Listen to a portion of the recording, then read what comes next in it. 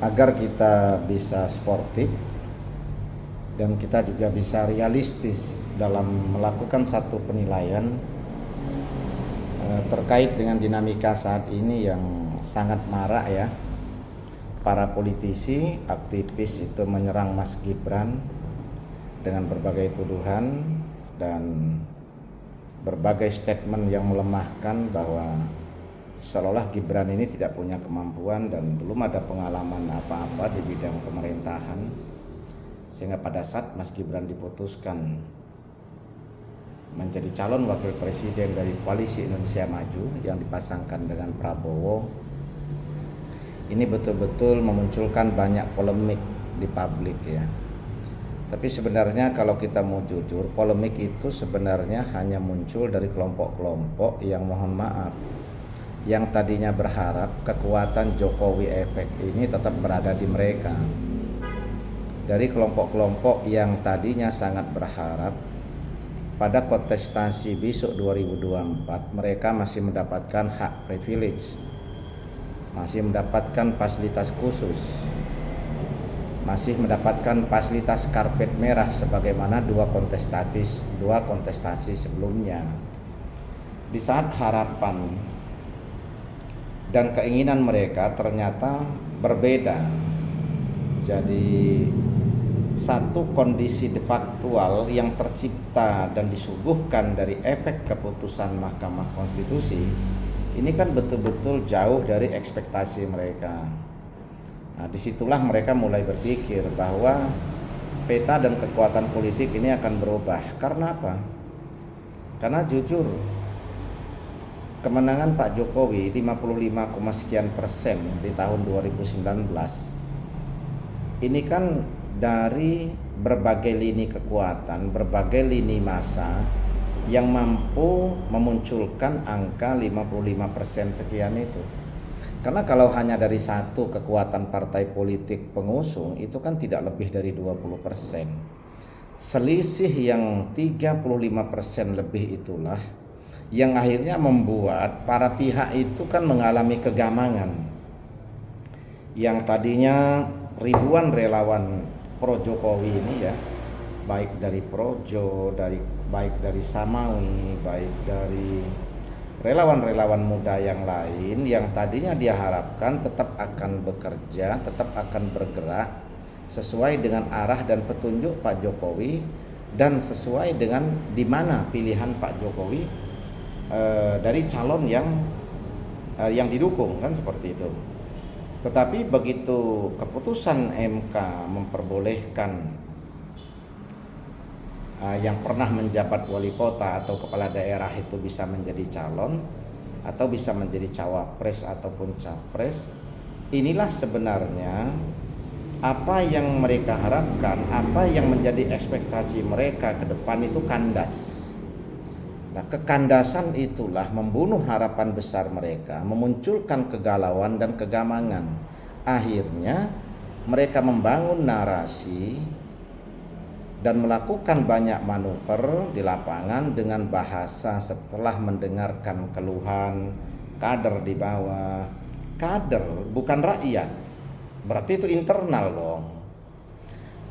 Jadi kalau kita berbicara keluhan kader, keluhan struktural internal ini tidak bisa mengatasnamakan rakyat, karena strukturalnya itu faktanya nggak lebih dari 20%. Jadi terus mengatakan atas nama rakyat itu belum tepat. Nah, jadi keluhan di kader internal itu juga masih dalam konteks dan masih dalam bingkai kepuasan ya, bingkai rasa kecewa dari satu kondisi kekandasan dari harapan yang tidak tersampaikan atau yang tidak terwujud. Nah, akhirnya kan semuanya kan secara berjenjang itu mengalami rasa semacam itu. Itu pun kalau bukan disetting secara sistematis untuk memunculkan satu kondisi yang demikian sehingga menjadi alat atau alibi membangun sebuah narasi, kan begitu. Ini politik. Pada awal-awal keputusan Mahkamah Konstitusi yaitu tanggal 16 Oktober itu, lalu akhirnya Mas Gibran juga memutuskan menerima dicalonkan oleh Golkar menjadi cawapresnya dari Koalisi Indonesia Maju. Itu sebenarnya kan belum banyak pergolakan, belum banyak statement dan narasi-narasi sesat di luar yang dibangun. Tetapi setelah beberapa hari akhirnya muncullah atau mulai bermunculan narasi-narasi tersebut, ya dengan satu alibi yang dibangun setelah mendengarkan keluhan dari kader di daerah, dari kader di bawah, kan seperti itu. Itu tidak ada masalah, itu juga harapan, itu juga sebuah upaya. Itu kan menjadi harapan baru, yaitu dengan upaya baru tentunya. Karena harapan lama dengan strategi lama yang diharapkan, di mana hak privilege atau fasilitas khusus yang seperti kemarin didapatkan pada 2 kontestasi, ini nggak bisa lagi didapatkan. Karena apa? Karena Pak Jokowi masih menjadi presiden dan putranya ini menjadi wakil masuk dalam ranah kontestasi. Nah akhirnya mau tidak mau proses politik kontestasi ini dituntut untuk netral, untuk senetral mungkin sesuai dengan kerangka dan regulasi serta alur konstitusi yang ada. Karena kita juga bisa melihat hasil Pilpres yaitu di tahun 2009, hasil Pilpres tahun 2004 pada saat terjadi kontestasi antara Ibu Mega, SBY ya, Wiranto, terus pada tahun 2004 itu. Ini kan kelihatan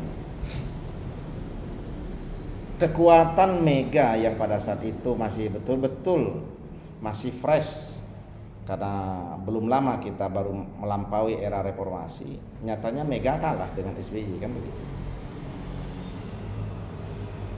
Terus sama di tahun 2009 di Pilpres yang kedua kan juga sama, Ibu Mega juga kalah. Terus tahun 2014 inilah arah politik berubah karena ada seorang tokoh daerah yang muncul bernama Jokowi yang sama sekali tidak masuk radar dan perhitungan Ibu Mega, tapi berkat lobby politik dan komunikasi politik yang baik yang dilakukan oleh Pak Prabowo dan Yusuf Kala kepada Ibu Mega, ya akhirnya Pak Jokowi bisa menjadi calon gubernur di Jakarta. Akan tetapi kan belum sampai selesai, karir politik Pak Jokowi kan terus menanjak, sehingga akhirnya 2014 itu Pak Jokowi terpilih menjadi Presiden Republik Indonesia. Pada saat terpilih menjadi presiden itu, perolehan suara PDI tahun 2014 kan nggak lebih dari 15%. Lalu di tahun 2019 kemarin suara PDI itu kan hampir 20%. Jadi ada peningkatan sekitar 5% dari Pilpres 2014 ke 2019.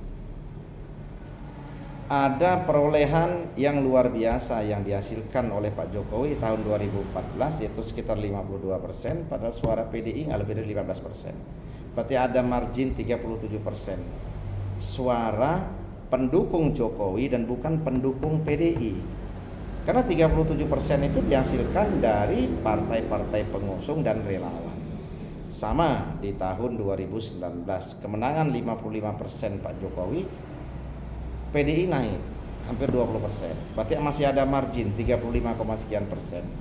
Lah ini adalah fakta kalkulasi secara politis yang tidak bisa dipungkiri, yang tidak bisa diabaikan begitu saja karena angkanya jelas. Lalu sekarang Mas Ganjar yang jadikan calon, harapan dari para pihak itu tadinya adalah kekuatan relawan di belakang Jokowi ini betul-betul akan bersatu, berparade dalam satu baris, dalam satu barisan memenangkan Mas Ganjar. Akan tetapi berbeda fakta yang terjadi sekarang. Nah, jadi saudaraku sekalian, Ini saya berani katakan bahwa sebenarnya narasi-narasi yang dibangun itu nggak lepas dari kekecewaan, kegalauan, dan kegamangan. Potensi harapan menang itu kecil, tapi dibungkus dengan narasi-narasi yang berbeda untuk menampilkan overconfident yang diciptakan sebenarnya. Nah, jadi maka saudaraku sekalian, kita harus objektif. Tapi kalau kita kembali ke masalah Mas Gibran-nya secara personal diserang sebagai anak muda yang belum punya pengalaman birokrasi baru 2 tahun, ya, itu dosanya Mas Gibran. Dosa besarnya Mas Gibran adalah karena dia baru punya pengalaman birokrasi 2 tahun doang.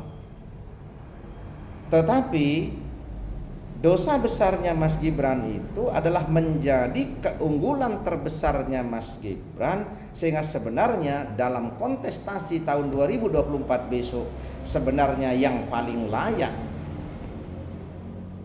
dan yang masih paling sedikit dosa politiknya dan yang paling berpotensi untuk melakukan satu proses perubahan atau proses penyempurnaan pelaksanaan pembangunan dan regulasi adalah Mas Gibran, karena dosanya masih sedikit.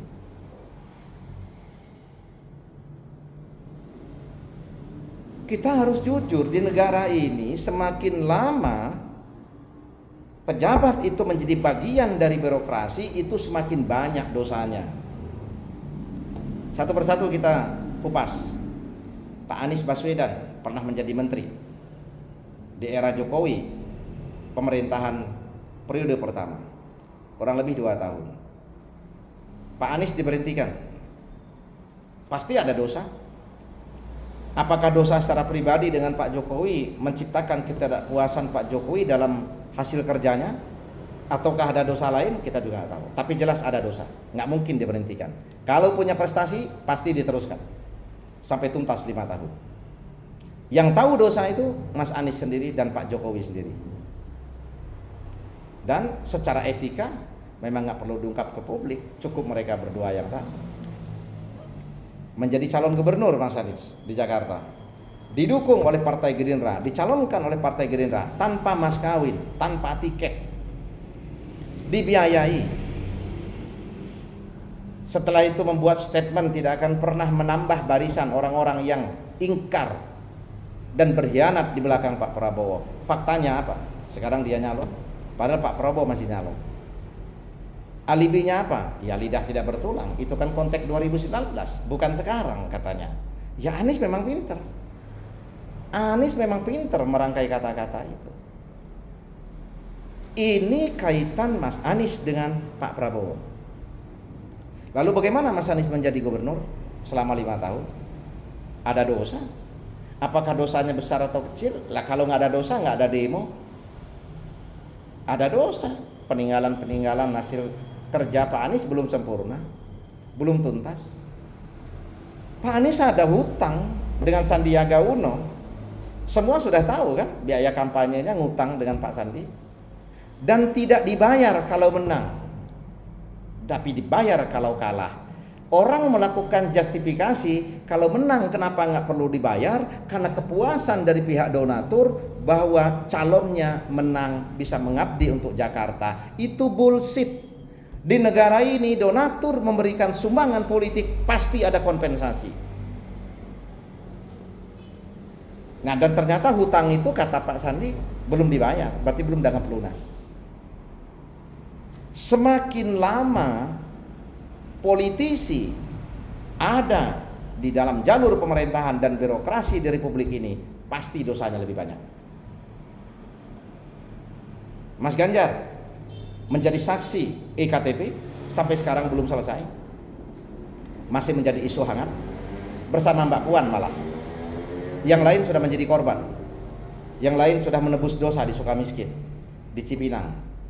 Mas Ganjar baru menjadi saksi 2 kali atau 3 kali menjadi anggota DPR. Setiap anggota DPR ini ada fasilitas kok untuk menyalurkan dana aspirasi, dana bansos.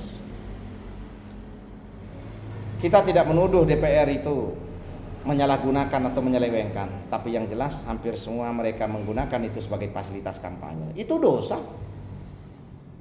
Dana reses digunakan untuk fasilitas kampanye, memperbesar basis pemilih, itu dosa.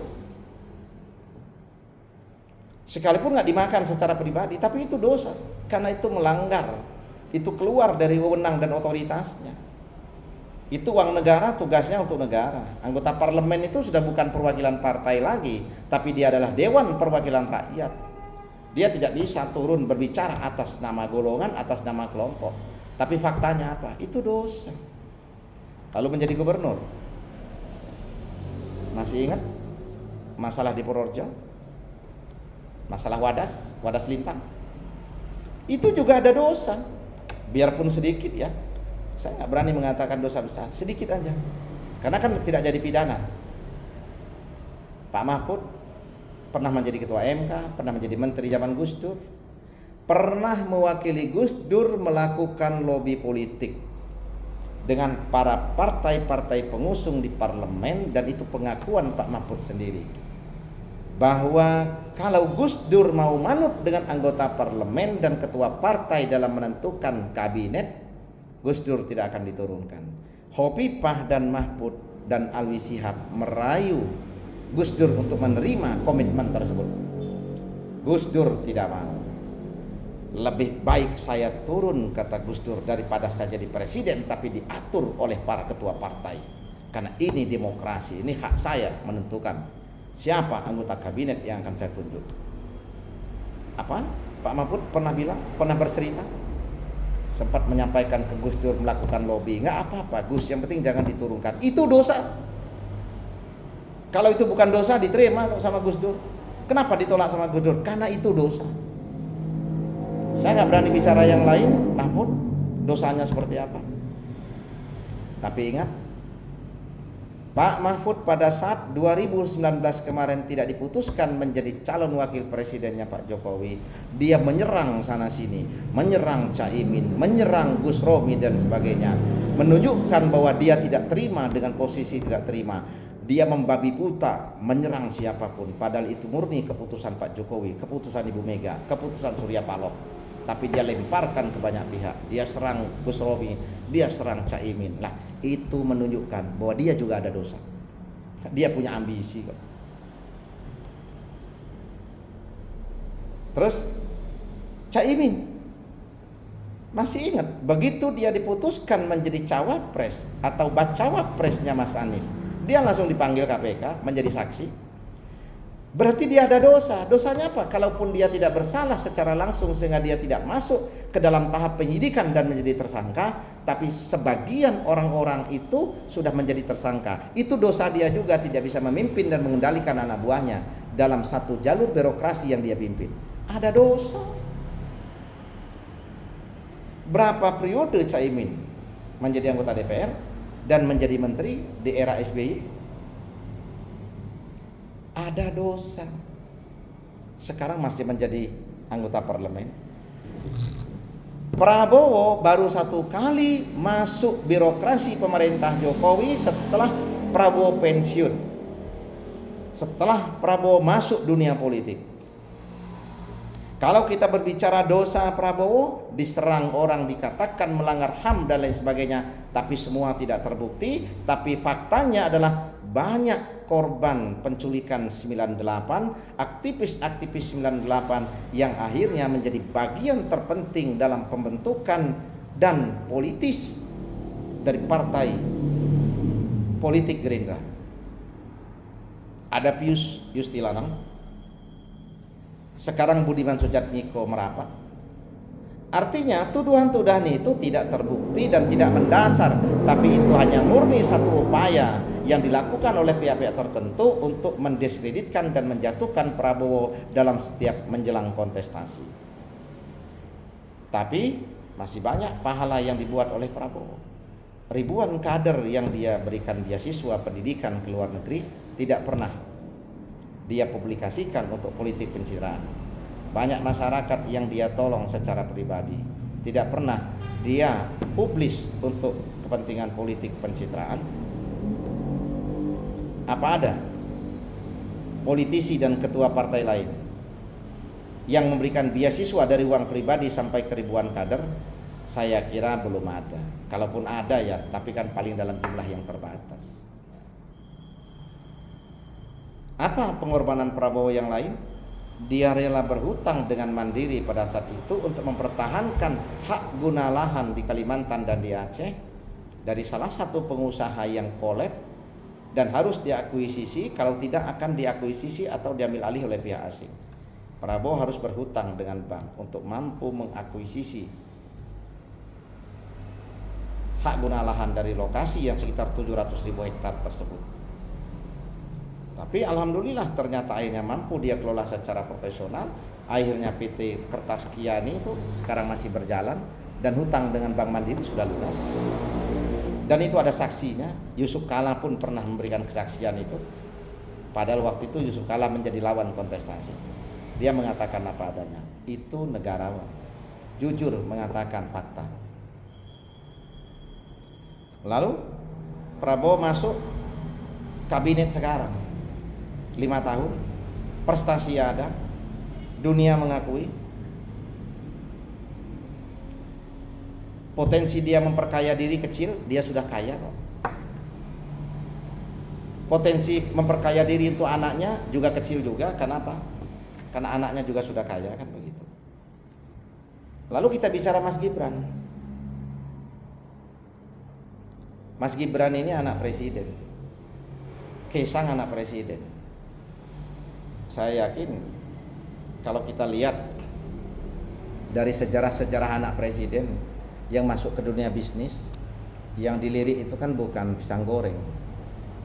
Zaman Orde Baru, begitu putra-putra cendana mengenal dunia bisnis, yang dilirik adalah proyek, pabrikan, kan begitu. Yaitu dengan kapasitas permodalan yang besar dan bekerja sama dengan pihak-pihak tertentu, kan, menggunakan jalur dan lini kekuasaan untuk mempermudah alur birokrasi yang didapatkan. Tetapi anak-anak Jokowi cuman bakul pisang goreng sama bakul martabak. Sekarang masuk di birokrasi menjadi wali kota Solo. 2 tahun menjadi wali kota Solo, kelihatan tampak perubahan wajah kota Solo. Dan Gibran masih aja naik mobil Innova-nya itu. Istrinya masih juga culun biasa, tampilan bersahaja sederhana seperti itu. Baju Mas Gibran itu paling baju di Matahari. Baju-baju yang dipakai itu baju-baju sederhana. Jadi sangat menyakitkan dan ironis sebenarnya. Di saat Mas Gibran yang masih kecil dosa politiknya, yang dianggap itu sebagai dosa besar bagi kalangan tertentu karena dia baru 2 tahun punya pengalaman. Tapi para politisi dan kelompok-kelompok yang galau dan gamang karena harapannya itu bakal kandas, itu membangun narasi yang tidak bertanggung jawab seolah-olah mereka tidak punya dosa. Padahal dosa mereka yang lebih besar. Padahal dosa Mas Gibran itulah dosa yang paling kecil. Itulah kelebihan pasangan Prabowo Gibran. Jadi saudaraku sekalian, jangan ragu. Apapun narasi yang dibangun orang, ini faktanya.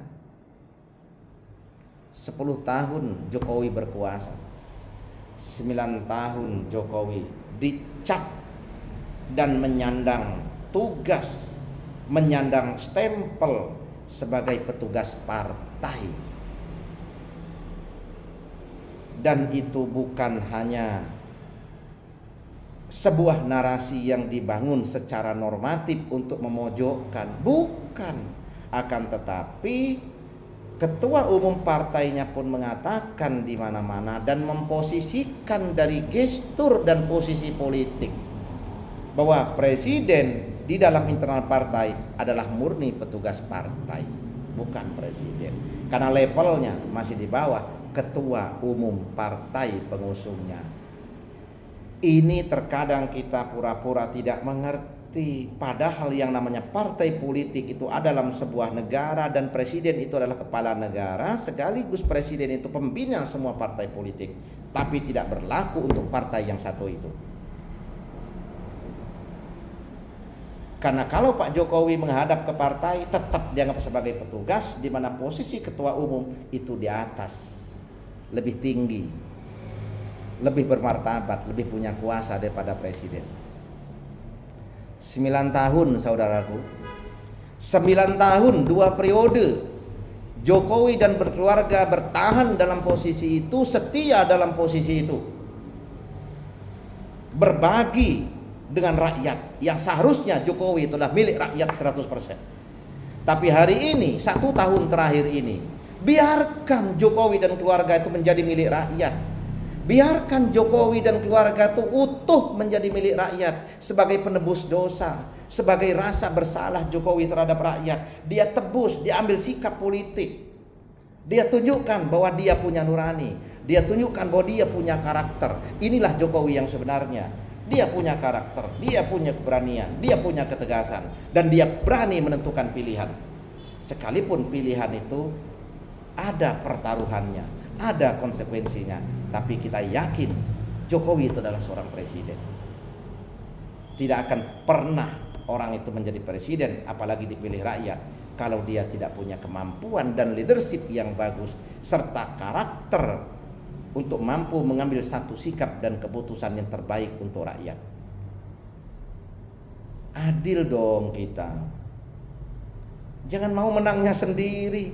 Jangan mau menguasai presiden terus. Kok udah 9 tahun, masa Pak Jokowi minta waktu 1 tahun untuk rakyat 100%, kok nggak boleh? Udah 10 tahun partainya mendapatkan fasilitas khusus, fasilitas banyak menteri dalam kabinet, menjadi ketua BPIP, ketua umum partainya, di setiap daerah pilkada selalu diberikan kemudahan untuk kemenangan karena menggunakan suara barisan relawan Jokowi. Kok masih kurang? Jangan begitu dong. Jokowi juga manusia, dia juga milik rakyat. Rakyat Indonesia ini juga butuh dia 100%. Rakyat sudah lama, rakyat sudah bersabar berbagi selama 9 tahun. Bercermin, mengaca dirilah, bertanyalah dengan rakyat, jangan bertanya dengan kader, bahwa sebenarnya rakyat itu ingin Jokowi milik kami 100%, bukan sebagian, karena sudah dikapling dengan kapling yang besar milik partai pengusung, karena Jokowi dianggap petugas partai. Hari ini Jokowi berani memutuskan Gibran lewat Golkar, karena Golkar tidak pernah memberikan stempel petugas partai untuk kadernya. Dan Prabowo adalah ketua umum partai. Jadi pasangan ini sudah ideal dan imbang. Pasangan ini adalah upaya Jokowi menunjukkan kepada publik, kepada masyarakat, bahwa hari ini sampai akhir masa jabatan saya, Jokowi dan keluarga murni milik rakyat 100%. Biarkanlah cinta saya, rasa saya, jiwa saya kembali untuk rakyat yang selama 9 tahun ini selalu berusaha saya bagi dan terbagi karena kondisi dan regulasi internal partai pengusung saya. Mas Gibran, bismillah, 1 putaran Anda datang untuk menang. Mas Gibran hadir memang untuk mempermulus kemenangan Prabowo 1 putaran di kontestasi Pilpres tahun 2024. Saya Prabu Shihab, Ketua Umum Relawan Progo, mengucapkan maju terus, salam kemenangan.